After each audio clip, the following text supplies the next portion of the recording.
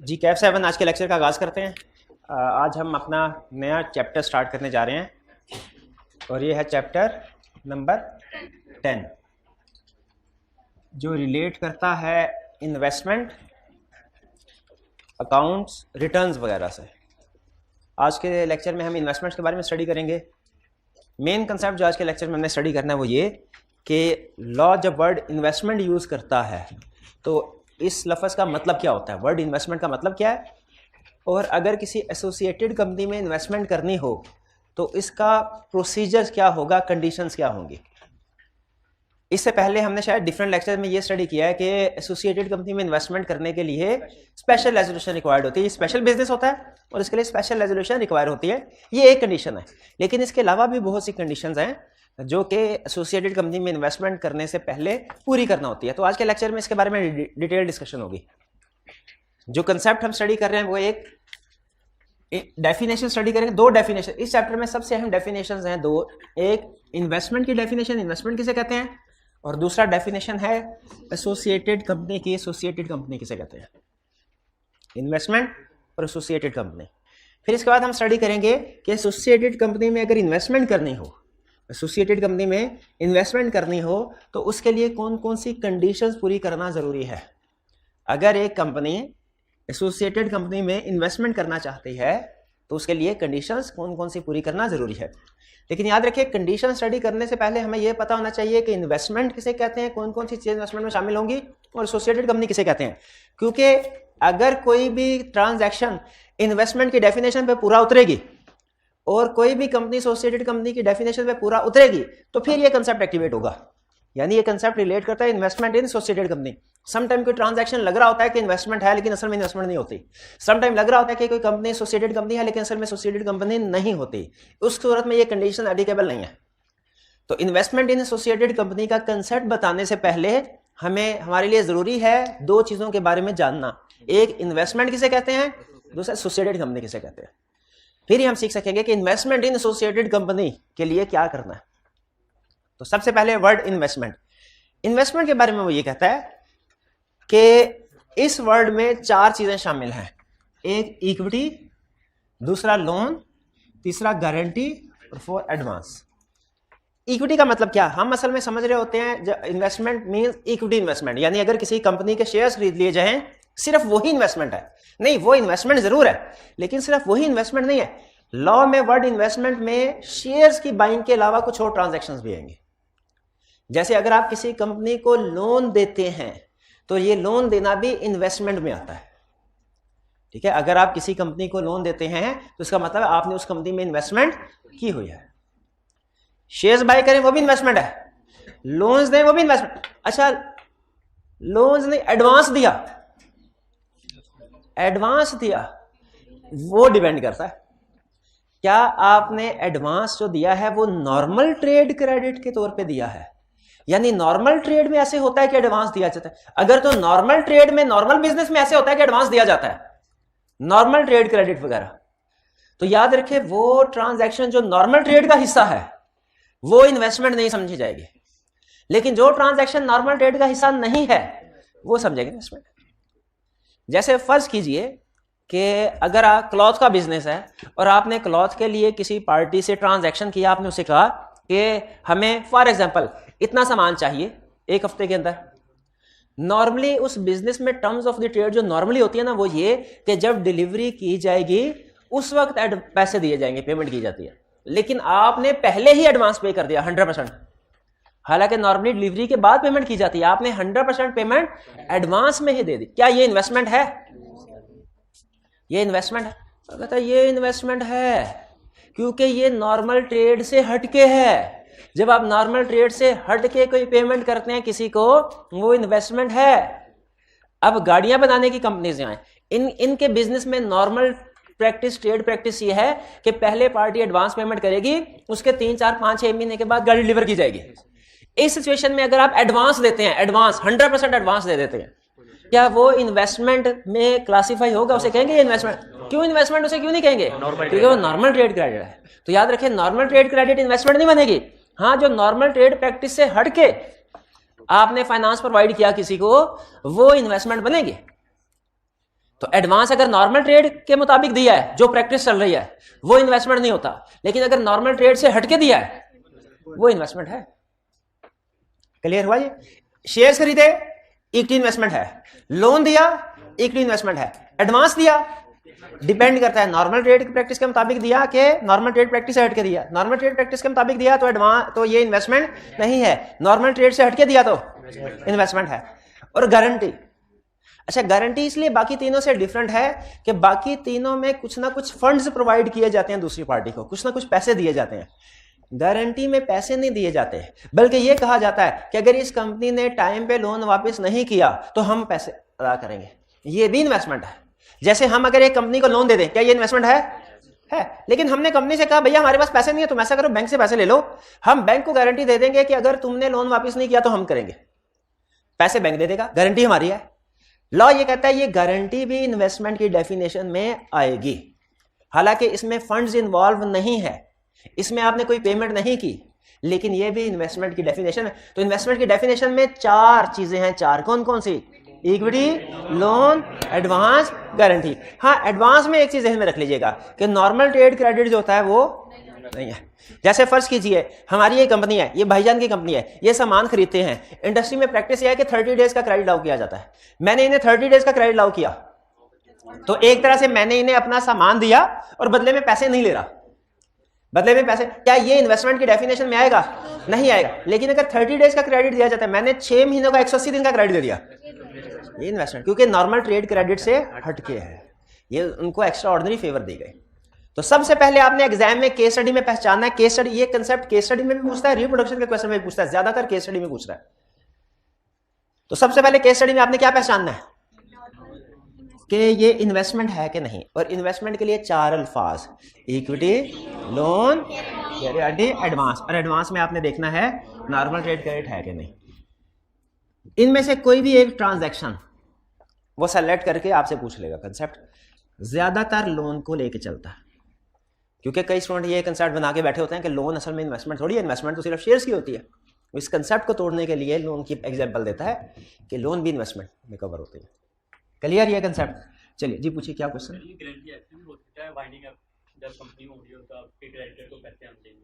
नहीं, ये जो एक कंसेप्ट होता है ना कंपनी लिमिटेड बाय गारंटी, उसमें ये कुछ लोग ये कहते हैं कि जी अगर कंपनी वाइंड अप हो रही है और अपने डेट्स को पे करने के काबिल नहीं है तो हम एग्री करते हैं कि हम कंट्रीब्यूट करेंगे। वो भी गारंटी होती है, लेकिन वो उनकी तरफ से इस कंसेप्ट के मुताबिक इन्वेस्टमेंट में नहीं आएगी। उसकी रीजन ये है कि वो एसोसिएटेड कंपनी नहीं है ना कोई, वो तो उस कंपनी के खुद शेयर होल्डर्स है। ठीक है, तो आप जनरल मीनिंग में उसको कह सकते हैं कि इन लोगों ने कंपनी में इन्वेस्टमेंट की हुई है, लेकिन वो एग्जाम्पल कभी भी इस कंसेप्ट के साथ मिला के नहीं पूछेगा। वो अलग कंसेप्ट टेस्ट करता है। वो कैसे कंसेप्ट टेस्ट करता है कि वो कंपनी को वाइंड अप कर देगा और कहेगा वाइंडिंग अप से 4 महीने पहले एक मेंबर छोड़ के चला गया, 4 महीने के बाद वाइंड अप हुई कंपनी, बताइए उस मेंबर की कोई लायबिलिटी है कि नहीं?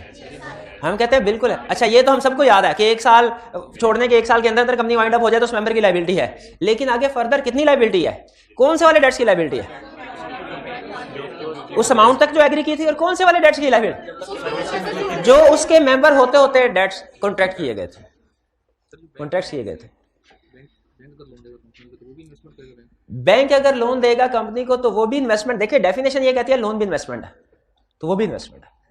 ठीक है, और ये याद रखिएगा कि ये बाज़ औक़ात ना कुछ अब लॉ की एक बात आपको बता दूं, कुछ डेफिनेशंस लॉ में लिखी होती हैं जो पूरे के पूरे लॉ की हर प्रोविजन पे अप्लाई होती हैं। कुछ डेफिनेशन के साथ लिखा होता है for the purpose of this section investment includes equity, loan, guarantee, advances. इसका मतलब क्या होता है कि इन्वेस्टमेंट की डेफिनेशन हम आपको दे रहे हैं ना, वो सिर्फ इस सेक्शन की हद तक है। तो ये जो इन्वेस्टमेंट की डेफिनेशन आपको बताई जा रही है ना, ये for the purpose of this concept है, investment in associated company. Investment की डेफिनेशन क्लियर हो गई। अब आगे क्या पढ़ने जा रहे हैं हम? Associated company. अच्छा, एक तो वो कई दफा ना एसोसिएटेड कंपनी की डेफिनेशन रिप्रोड्यूस करवा लेता है। ये लंबी चौड़ी डेफिनेशन है, 5-6 नंबर आसानी के साथ मिल जाते हैं। ये डेफिनेशन जब भी पूछेगा ना 4 नंबर से कम की तो कभी नहीं पूछेगा, उम्मीद है, वरना 5-6 नंबर मिल जाते हैं। पूछ क्या रहा है? एसोसिएटेड कंपनी को डिफाइन करें। 3 पॉइंट्स हैं, 4 एक्सेप्शन हैं। 3 पॉइंट्स हैं, 4 एक्सेप्शन हैं। एसोसिएटेड कंपनी के। कंपनी कोई की कब एसोसिएटेड बनती है? जब पहला क्राइटेरिया पूरा हो जाए, या और दूसरा, या और तीसरा, एंड नहीं है और कोई भी एक क्राइटेरिया पूरा हो जाए तो वो एसोसिएटेड कंपनी बन जाएगी। पहला क्राइटेरिया सबसे कॉमन, सबसे ज्यादा, a director or 20% share holder is also a director or 20% share holder in another company. अगर कोई एक डायरेक्टर किसी दूसरी कंपनी में भी डायरेक्टर है, या एक डायरेक्टर किसी दूसरी कंपनी में 20% से ज्यादा, उससे ज्यादा का शेयर होल्डर है, या एक शेयर होल्डर 20% से ज्यादा, 20% या उससे ज्यादा का शेयर किसी दूसरी कंपनी में डायरेक्टर है, या एक शेयर होल्डर किसी दूसरी कंपनी में भी 20% से ज्यादा का शेयर होल्डर है, तो दोनों कंपनी क्या हो जाएगी? एसोसिएटेड हो जाएगी। जैसे ये कंपनी, फर्स्ट कीजिए, ये कंपनी ए है, ये कंपनी बी है। कंपनी ए में एक 20% का शेयर होल्डर है, नजर नहीं आ रहा, कोई बात नहीं, ये लीजिए, 20% का शेयर होल्डर, और कंपनी बी में भी 20% शेयर होल्डर। कंपनी ए में डायरेक्टर, कंपनी बी में भी डायरेक्टर। अब जरा सुनिएगा, एक कंपनी में 20% या उससे ज्यादा का शेयर होल्डर, दूसरी कंपनी में 20% या उससे ज्यादा का शेयर होल्डर है, दोनों ए और बी एसोसिएटेड हो गए। इसको हम कहते हैं कॉमन शेयर होल्डिंग। एक में 20% या उससे ज्यादा का शेयर होल्डर, दूसरी कंपनी में डायरेक्टर है, दोनों एसोसिएटेड हो गए। कंपनी ए में डायरेक्टर है, कंपनी बी में 20% या उससे ज्यादा का शेयर होल्डर, दोनों एसोसिएटेड हो गए। कंपनी ए में डायरेक्टर है और कंपनी बी में भी डायरेक्टर है, ये भी एसोसिएटेड हो गए। ये देखिए सारा समझ आ गया। शेयर होल्डर, दूसरी में शेयर होल्डर एसोसिएटेड, दूसरी में डायरेक्टर एसोसिएटेड, एक डायरेक्टर दूसरी में शेयर होल्डर एसोसिएटेड, दूसरी में डायरेक्टर। लेकिन ये शेयर होल्डर 20% या उससे ज्यादा पे है, एक कंपनी में डायरेक्टर, दूसरी में 12% का शेयर होल्डर, एसोसिएटेड नहीं है। क्लियर हुआ? अच्छा, अब दो बातें हैं डायरेक्टर्स की और दो बातें हैं शेयर होल्डिंग की। दो बातें हैं डायरेक्टरशिप की और दो बातें हैं शेयर होल्डर्स की। डायरेक्टर की पहली बात, इंडिपेंडेंट डायरेक्टर को कंसीडर नहीं करना, वो एक्सेप्शन है। दूसरी बात, नॉमिनी डायरेक्टर को कंसीडर नहीं करना, वो एक्सेप्शन है।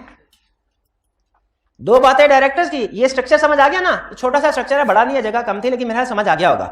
ठीक है, एक कंपनी में शेयर होल्डर, दूसरी में भी शेयर होल्डर एसोसिएटेड, एक में शेयर होल्डर दूसरी में डायरेक्टर एसोसिएटेड, एक में डायरेक्टर दूसरी में 20% शेयर होल्डर, एक में डायरेक्टर दूसरी में डायरेक्टर एसोसिएटेड। दो बातें डायरेक्टर की और दो बातें शेयर होल्डर की। डायरेक्टर की बातें क्या है? पहली बात, नॉमिनी डायरेक्टर है, कंसीडर नहीं करना, एसोसिएटेड कंपनी नहीं होगी, एक्सेप्शन है। इंडिपेंडेंट डायरेक्टर है, वो भी एक्सेप्शन है। मतलब क्या हुआ? एक कंपनी में 25% शेयर होल्डर है, दूसरी कंपनी में नॉमिनी डायरेक्टर है, एसोसिएटेड नहीं है। एक में 20%, एक में 30% का शेयर होल्डर है और दूसरी कंपनी में इंडिपेंडेंट डायरेक्टर है, एसोसिएटेड कंपनी नहीं है। ठीक है, एक में नॉमिनी डायरेक्टर है, दूसरी में 40% शेयर होल्ड कर रहा है, एसोसिएटेड नहीं है। एक में इंडिपेंडेंट डायरेक्टर है, दूसरी में 60% शेयर होल्ड कर, तो ये दोनों कंपनीज आपस में एसोसिएटेड नहीं होंगी। क्लियर हुआ? नॉमिनी डायरेक्टर और इंडिपेंडेंट डायरेक्टर एसोसिएटेड कंपनी की एक्सेप्शंस हैं। Nominee director, independent director associated companies की एक्सेप्शन है। Nominee director, independent director associated company की एक्सेप्शन है। इसका मतलब है अगर कोई पर्सन किसी कंपनी में नॉमिनी डायरेक्टर या इंडिपेंडेंट डायरेक्टर है, तो फिर वो कंपनी इस वजह से किसी दूसरी कंपनी की एसोसिएटेड नहीं होगी। एग्रीड? बैंक ऑफ पंजाब में डायरेक्टर है, नेशनल बैंक में नॉमिनी डायरेक्टर है, दोनों एसोसिएटेड कंपनी बनेगी? नहीं बनेगी। और अगर इंडिपेंडेंट डायरेक्टर है नेशनल बैंक में, और भी नहीं होगा। क्लियर? ये बात समझ आ गई ना? ये तो होगी डायरेक्टर वाली दो बातें। अब शेयर होल्डर्स वाली दो बातें।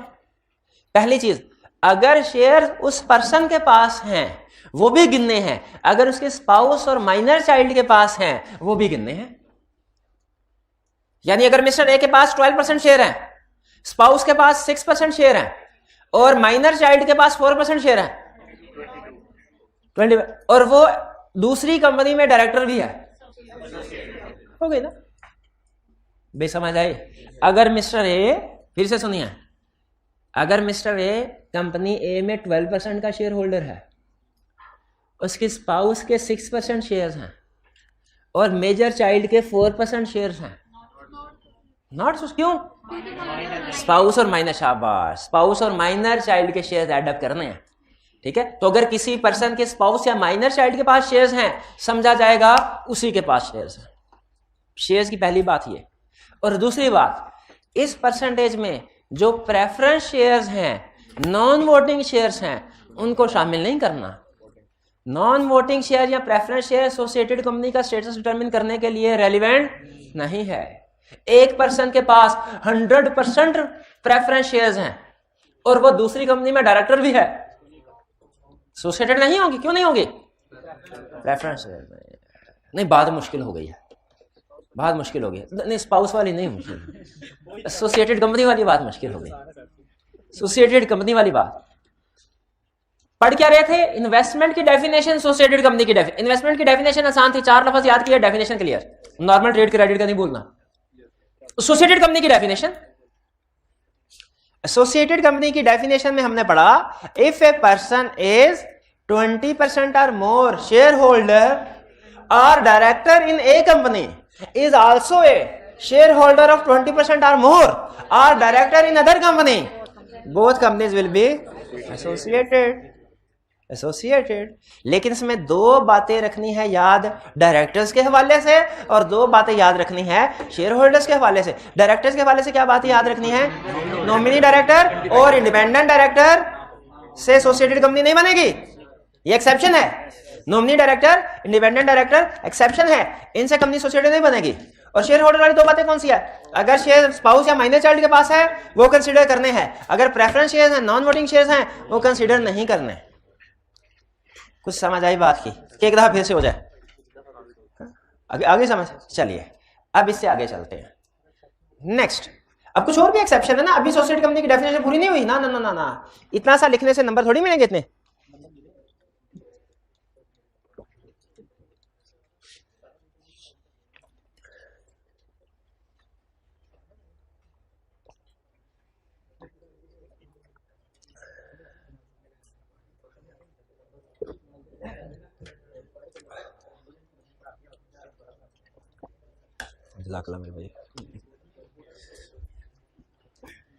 नेक्स्ट,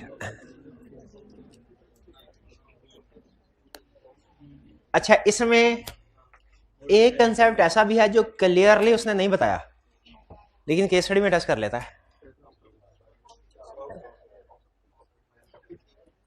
एक पर्सन के पास 20% शेयर्स हैं कंपनी के, और किसी दूसरी कंपनी के भी 20% से ज्यादा शेयर्स है, दोनों एसोसिएटेड हो गई। अब सुने, पर्सन को गोली मारे। ये ए ने ए कंपनी के पास बी कंपनी के 21% शेयर्स हैं। ए कंपनी के पास, ए कंपनी ने बी कंपनी के 21% शेयर्स खरीदे। मैंने टाइप ऑफ शेयर नहीं बताया, इसका मतलब ऑर्डिनरी शेयर होंगे। ए और बी एसोसिएटेड हुई कि नहीं? अच्छा, ए ने बी के 21% शेयर खरीदे हैं, बी ने ए का कोई भी शेयर नहीं खरीदा हुआ, नहीं हो गया। अच्छा, अगर ए बी के 51% शेयर खरीद ले तो ये होल्डिंग सब्सिडी बन जाएगी, चाहे बी ए का कोई शेयर भी ना खरीदे। अगर ए बी के 51% शेयर खरीदे, बी क्या बनेगी? सब्सिडी। और अगर ए बी के 21% शेयर खरीदे तो ये एसोसिएटेड बन जाएगी, एसोसिएटेड बन जाएगी। एक कंपनी के पास दूसरी कंपनी, ये क्लियरली डेफिनेशन में कहीं नहीं लिखा हुआ, लेकिन असल में 20% के पीछे कंसेप्ट यही है कि इन्फ्लुएंस क्रिएट हो जाता है इससे दूसरी कंपनी के ऊपर। ठीक, एक कंपनी के पास दूसरी कंपनी के 70% शेयर्स हैं, दूसरी कंपनी क्या बन गई? होल्डिंग। और अगर 27% शेयर है तो याद रखिए डायरेक्ट इन्वेस्टमेंट से भी होल्डिंग सब्सिडी भी बन सकती है। क्लियर हुई है बात? आगे चलते हैं। नहीं, अभी कहानी में अभी भी ट्विस्ट है, खत्म नहीं हुआ। पहले बताइए यहां तक कंसेप्ट समझ आ गया? इन्वेस्टमेंट की डेफिनेशन 4 टर्म्स। एसोसिएटेड कंपनी की डेफिनेशन में अभी हमने सिर्फ शेयर होल्डिंग पहली कंडीशन के ऊपर डिस्कशन की है सारी। शेयर होल्डर की बात की, डायरेक्टर की बात की, फिर 2 बातें डायरेक्टर की सीखी, 2 बातें शेयर होल्डर की सीखी।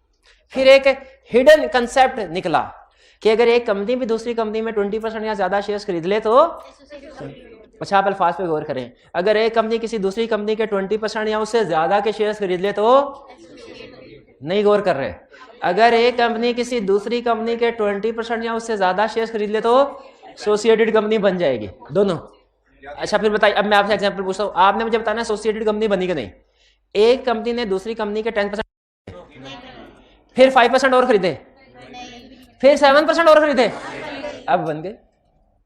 ठीक है, एक कंपनी ने, अब रिवर्स जीरो से शुरू कर, एक कंपनी ने दूसरी कंपनी के 25% शेयर खरीदे, एसोसिएटेड बन गई।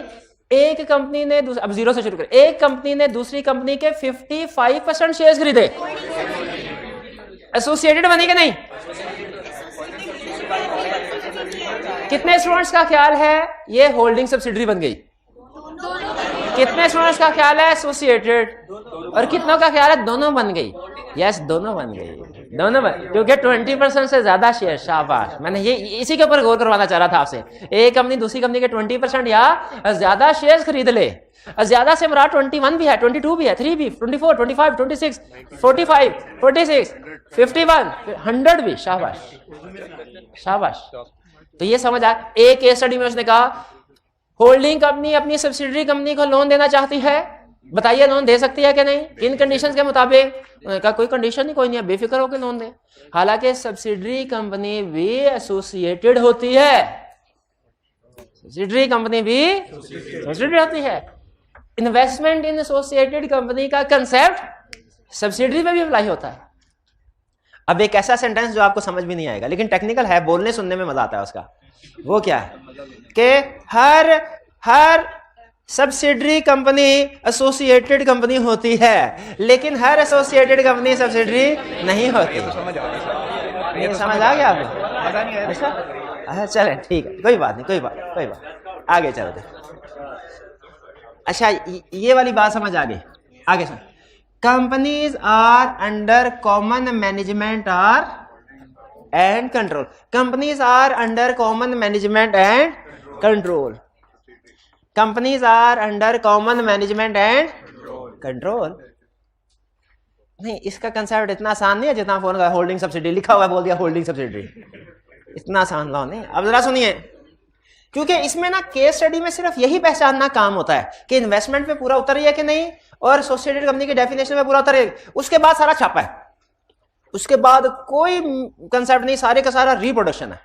सिर्फ ये पहचानना अहम है, इन्वेस्टमेंट की डेफिनेशन में पूरा उतर रही है कि नहीं, एसोसिएटेड कंपनी की डेफिनेशन में पूरा उतर रही है कि नहीं। बड़ा काम हो गया, हाथी निकल गया, दुम रह गई सिर्फ।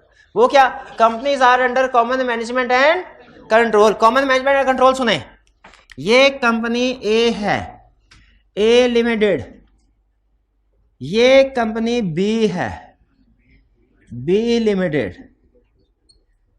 ए कंपनी के पास बी कंपनी के 25% शेयर्स हैं, एसोसिएटेड है। 55% शेयर हैं।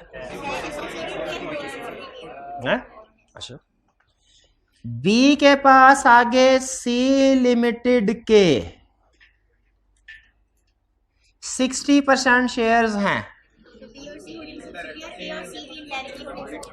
बी और सी होल्डिंग सब्सिडरी हैं, एसोसिएटेड भी हैं। जरा सुनिए, ए और बी होल्डिंग भी एसोसिएटेड, बी और सी सब्सिडरी भी। अच्छा, होल्डिंग सब्सिडरी की डेफिनेशन में पहले पढ़ी हुई है, शुरू में पढ़ी थी, भूल गई है। अच्छा याद है, जल्दी से सुना दे, फिर जल्दी से सुना। नहीं, मैं तो भूल गया हूं definition. Company is deemed to be subsidiary of another company if, ये लो बता दिया, पहली लाइन ही बता दी।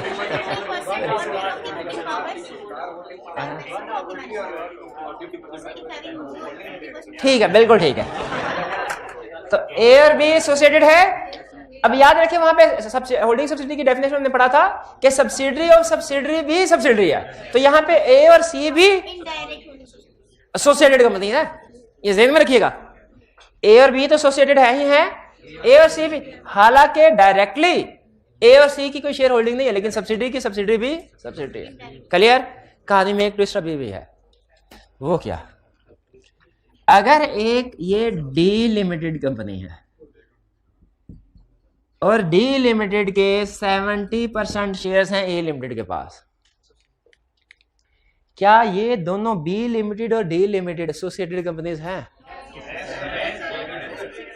If both are under common management and control, both are under common management and control, companies under common management and control, ये भी associated बन जाती है। तो बी और डी भी एसोसिएटेड बन गई, चाहे इनका आपस में कोई ट्रांजैक्शन नहीं है। बी और डी भी, बिल्कुल बी और सी भी, both are under common management and control.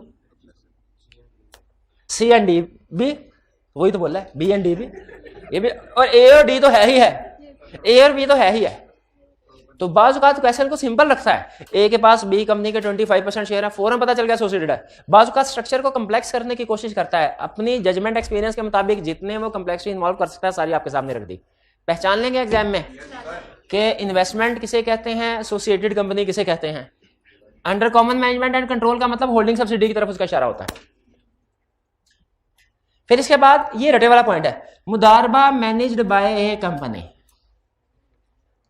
मुदारबा क्या होता है भला आपको पता है? इस्लामिक फाइनेंसिंग का तरीका जिसमें इंटरेस्ट बेस्ड एलिमेंट्स नहीं होते, एक बंदा पैसे। अच्छा पता है क्या होता है? अब एक कंपनी बनती है जिसे कहते हैं मुदारबा मैनेजमेंट कंपनी। ये क्या करती है? ये डिफरेंट सेक्टर्स के या डिफरेंट प्रोजेक्ट्स स्टार्ट करती है, और हर प्रोजेक्ट में, जैसे फर्स्ट कीजिए मुदारबा मैनेजमेंट कंपनी बनी, उसने कहा लो भाई ऐसा करते हैं, हम सीमेंट सेक्टर में एक प्रोजेक्ट स्टार्ट करते हैं। भाई जिसने पैसा लगाना है पैसा लगाए, जिसने अपनी स्किल इन्वेस्ट करनी है वो स्किल इन्वेस्ट कर दे। एक सीमेंट सेक्टर में बिजनेस स्टार्ट कर दिया। ये जो बिजनेस अलग कंपनी के तौर पर रजिस्टर्ड होता है, मुदारबा कंपनी। ये ऊपर वाली कंपनी कहलाती है मुदारबा मैनेजमेंट कंपनी, ये नीचे वाली कंपनी कहते हैं मुदारबा। ये सीमेंट वाले। फिर टेक्सटाइल में कहते हैं हाँ भाई टेक्सटाइल में भी हमें कंपनी खोलने जा रहे हैं, बताइए किसने इन्वेस्टमेंट करनी है, किसने अपनी स्किल्स लेके आएगा, मैनेज करना है किसने। ये मुदारबा हो गया टेक्सटाइल का। इसी तरह शुगर कंपनी में भी मुदारबा कंपनी खोल, तो बड़ी कंपनी मुदारबा मैनेजमेंट कहलाती है, और ये जो छोटी कंपनीज है मुदारबास, इसे कहते हैं मुदारबा फ्लोट करना। जब एक किसी सेक्टर में नई कंपनी बनाई जाए तो कहते हैं मुदारबा फ्लोट करना। अब जरा सोच के बताइए, क्या ये मुदारबा मैनेजमेंट कंपनी और मुदारबा ये आपस में रिलेटेड नहीं है? मुदारबा एक तरह से मुदारबा मैनेजमेंट कंपनी कंट्रोल कर रही होती है। तो ये जो मुदारबा मैनेजमेंट कंपनी है ये, और जो मुदारबा है ये भी एसोसिएटेड कंपनीज हैं, ये भी एसोसिएट को कंट्रोल कर रही है ना, मैनेज कर रही है। नाम में लिखा है मुदारबा मैनेजमेंट कंपनी, तो अंदर कॉमन मैनेजमेंट हो गई ना। अच्छा फिर इसके बाद अब आखिरी बात, एक्सेप्शंस। कह रहा है कुछ डायरेक्टर्स को हम एसोसिएटेड कंपनी में नहीं गिनते, कुछ शेयर्स को एसोसिएटेड कंपनी में नहीं गिनते। ठीक है, कौन कौन से शेयर्स?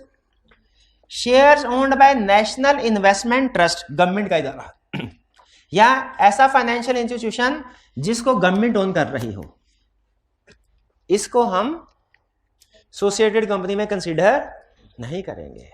या इसी तरह शेयर जो कि सीडीसी के नाम पर रजिस्टर्ड हुए हैं, सीडीसी के नाम पर रजिस्टर्ड हुए हैं।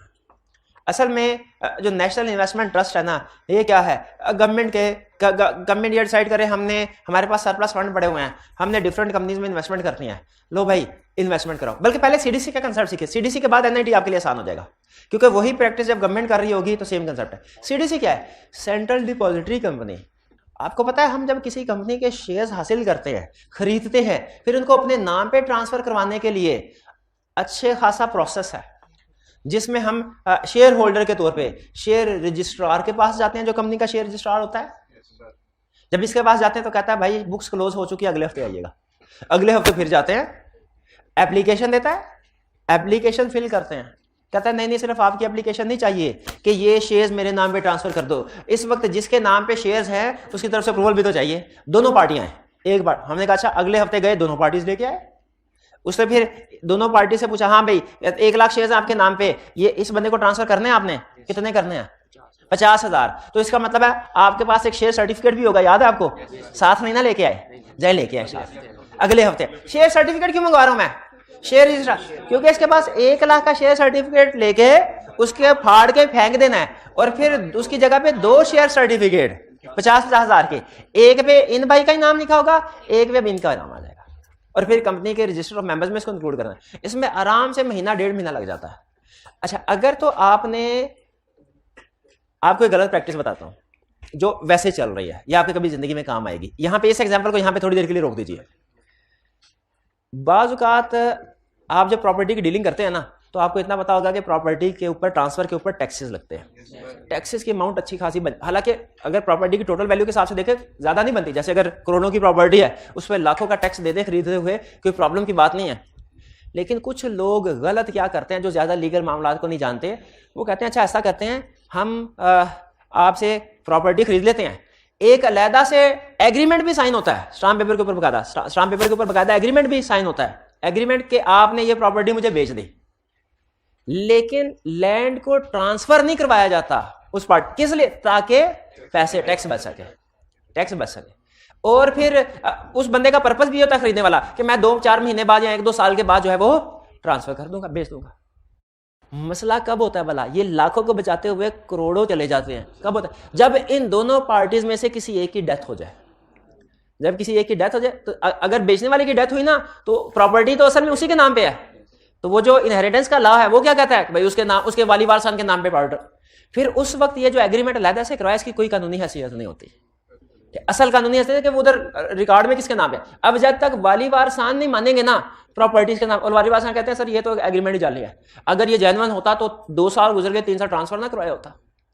तो इसलिए याद रखें, ये हालांकि टैक्स बच जाता है, तो लाखों बच जाते हैं, लेकिन बाज़ औक़ात करोड़ों निकल। और इसी तरह अगर इधर की डेथ हो जाए, दूसरी पार्टी मुकर जाती है कि मैंने तो बेचा ही नहीं था।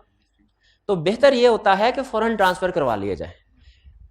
इसी तरीके से जब आप किसी कंपनी के शेयर्स खरीदते हैं ना, तो आपने देखना होता है कि क्या मैं लॉन्ग टर्म अपने पास होल्ड करने के लिए शेयर खरीद रहा हूं, कि मैं एक जैसे स्टॉक एक्सचेंज में इन्वेस्टर होता है उसके पॉइंट ऑफ व्यू से शेयर खरीद। इन्वेस्टर का पर्पस क्या होता है? आज शेयर खरीदे, 4 दिन बाद प्राइस बढ़ी, बेच दिया कुछ। तो अगर आपने कुछ दिनों के लिए शेयर्स खरीदते हैं ना, तो अगर तो ज्यादा अरसे के लिए खरीदना है, तो बेहतर तरीका यही है महीना 1.5 महीना लगाएं और अपने नाम पे ट्रांसफर करवा लें कंपनी के खातों में। नहीं तो स्टॉक एक्सचेंज में ट्रेड को प्रमोट करने के लिए गवर्नमेंट ने एक शॉर्टकट निकाला है, जिसे कहते हैं सेंट्रल डिपॉजिटरी कंपनी।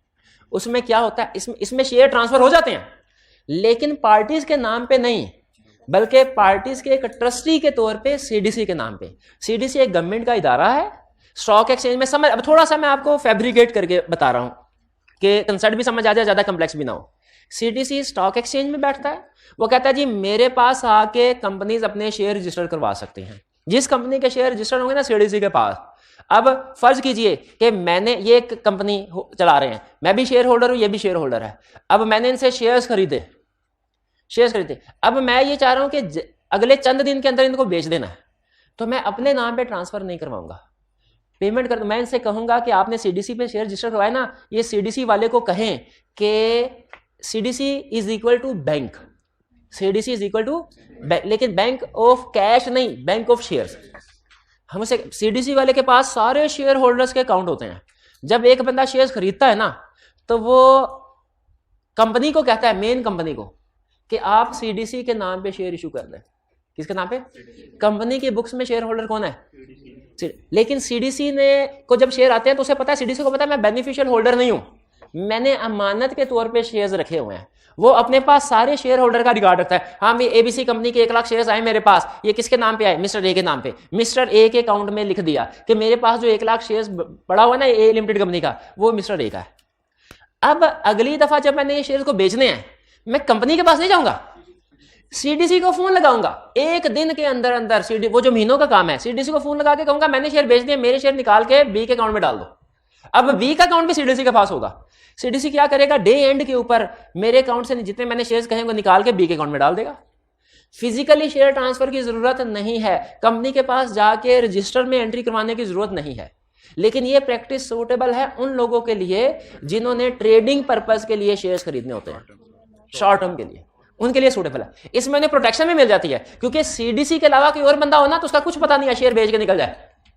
सीडीसी के अलावा कोई और बंदा हो, अगर इस तरह की प्रैक्टिस है, सीडीसी गवर्नमेंट का इदारा है, बैक्ड बाय गवर्नमेंट है, इसलिए ये नहीं भागता। अब मुझे खुद बताइए, अगर सीडीसी के पास किसी दूसरी कंपनी के 70% शेयर्स हैं, उसके नाम पे हैं, क्या सीडीसी और वो दूसरी कंपनी एसोसिएटेड कंपनी बन गई? क्यों नहीं बन गई भला? क्योंकि सीडीसी उसका बेनिफिशियल शेयर होल्डर नहीं है, वो दूसरों के अमानत के तौर पे अपने पास शेयर्स रख रहा है। इसीलिए उसने कहा कि shares registered in the name of CDC ये एसोसिएटेड कंपनी का स्टेटस डिटरमिन करने के लिए कंसीडर नहीं किए जाएंगे, क्योंकि सीडीसी उनका बेनिफिशियल ओनर नहीं है। इसी तरह गवर्नमेंट का एक इदारा है एनआईटी, नेशनल इन्वेस्टमेंट ट्रस्ट। इसका भी काम यही है कि शॉर्ट टर्म पर्पसेस के लिए देखता है गवर्नमेंट का सरप्लस फंड है तो जहां पे अच्छे लगे वहां पे शेयर्स बाय कर लिए, हेल्ड कर लिए। तो नेशनल इन्वेस्टमेंट ट्रस्ट या इसी तरह गवर्नमेंट का अगर कोई और इदारा है, वो अगर किसी कंपनी के शेयर्स रखता है तो उसका पर्पस ट्रेडिंग होता है। अब क्विकली जैसे शेयर प्राइस बड़ी बेच दी है, वो भी एसोसिएटेड कंपनी के लिए कंसीडर नहीं होगा। तो हमारी टोटल एक्सेप्शंस हो गई 4 एसोसिएट, 3 पॉइंट्स हैं, 4 एक्सेप्शन है। लंबी चौड़ी डेफिनेशन है, लेकिन एग्जाम पॉइंट ऑफ व्यू से उतनी ही अहम भी है। जरा फिर से करते हैं स्टार्ट कंसेप्ट। हमारी कहानी शुरू कहां से हुई थी? Investment in associated company. Investment in associated company समझने के लिए जरूरी है पहले हमें पता चले इन्वेस्टमेंट किसे कहते हैं, फिर पता चले एसोसिएटेड कंपनी किसे कहते हैं। इन्वेस्टमेंट किसे कहते हैं? 4 चीजें, और एक बात का ध्यान रखना है। 4 चीजें कौन सी? इक्विटी, लोन, गारंटी और एडवांस। और एडवांस नॉर्मल ट्रेड क्रेडिट है तो इन्वेस्टमेंट नहीं है, अगर नॉर्मल ट्रेड क्रेडिट नहीं है तो इन्वेस्टमेंट है। वे ठीक है ना? अगर नॉर्मल ट्रेड क्रेडिट है तो इन्वेस्टमेंट है, अगर नॉर्मल ट्रेड क्रेडिट नहीं है तो इन्वेस्टमेंट नहीं है, ठीक है ना? अच्छा ये ठीक नहीं है। हाँ, नॉर्मल ट्रेड क्रेडिट है तो इन्वेस्टमेंट नहीं है, नॉर्मल ट्रेड क्रेडिट नहीं है, इन्वेस्टमेंट है। ये तो हो गया हमारा इन्वेस्टमेंट। 4 कंफ्यूजन का है कि 5 बार गलत बोला, इसीलिए गलत बोला कंसेप्ट पक्का करने के लिए। इन्वेस्टमेंट की डेफिनेशन में 4 चीजें कौन कौन सी? Equity, loan, advance, guarantee. Advance में क्या है कंसेप्ट? नॉर्मल ट्रेड क्रेडिट है तो इन्वेस्टमेंट नहीं है, शाबाश। और अगर नॉर्मल ट्रेड क्रेडिट नहीं है तो इन्वेस्टमेंट है, यही तो है कंसेप्ट। फिर इसके बाद एसोसिएटेड कंपनी की definition 3 point 4 exception. 3 point 4 exception. 3 point कौन से हैं? If a person who hold 20% or more shares in one company or is a director in a company is also a director or 20% or more shareholder in another company, both are associated company। हाँ, इसमें ये ध्यान में रख लें कि वो जो है शेयर स्पाउस या माइनर चाइल्ड के पास हो तो समझो उसी के पास है, और अगर ऑर्डिनरी शेयर को कंसीडर करना है, प्रेफरेंस नॉन वोटिंग शेयर को नहीं कंसीडर करना। पहला पॉइंट क्लियर। दूसरा point, if both companies are under common management and control or one is the subsidiary of other, तो भी एसोसिएटेड है। Both are under common management and control or one is the subsidiary of other, तो भी। और तीसरा point, Modaraba manage by Modaraba management company, वो भी associated companies है। और उसमें हिडन कंसेप्ट क्या है कि एक कंपनी के पास दूसरी कंपनी के 20% है। ये तो पर्सन की बात हो रही थी ना, 20% या उससे ज्यादा शेयर्स हैं वो भी एसोसिएटेड है। केस स्टडी में ये टेस्ट कर सकता है, ठीक है। एक्सेप्शन क्या है? 4, independent director, nominee director, share by CDC, share by NIT, खत्म। बाकी रटा लगा लेंगे आप, मेन पॉइंट याद रखना। शेयर क्या? Independent director, nominee director, share by CDC, share by NIT, ये एक्सेप्शंस हैं। क्लियर? और केस स्टडी में आपने सबसे पहली चीज क्या पहचाननी है जब कहेगा एसोसिएटेड कंपनी में इन्वेस्टमेंट, कि इन्वेस्टमेंट है कि नहीं, एसोसिएटेड कंपनी है कि नहीं। अगर दोनों चीजें हैं तो फिर आगे फिर छापा है, फिर सारा छापा है कंडीशंस को एग्री। क्या कहता है वो से सुनिए इंशाल्लाह। अभी क्या ब्रो, अच्छा चले, मुझे याद आ गया, कल आपने मेरी बात मानी थी। नहीं एक मिनट हरे, नहीं एक मिनट हरे, कम से कम 45 मिनट का लेक्चर तो होना चाहिए ना। ये कितने मिनट का हो गया?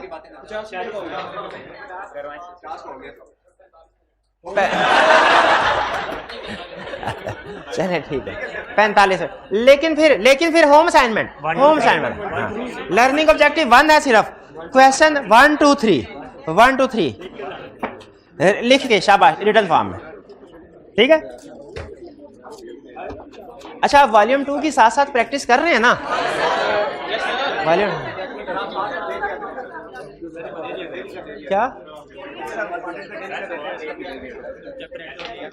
इसका भी डेली का डेली आपको होम असाइनमेंट? नहीं तो आप खुद से नहीं कर रहे, आपको खुद से करना चाहिए। नहीं, अगर मैं असाइनमेंट दूंगा तो फिर मैं असाइनमेंट चेक भी करूंगा, क्योंकि इसमें टाइम लगता है। पहले देखना वॉल्यूम 2 उसमें कौन कौन सा क्वेश्चन किस कंसेप्ट से रिलेट करता है, कौन सा, वही बात है।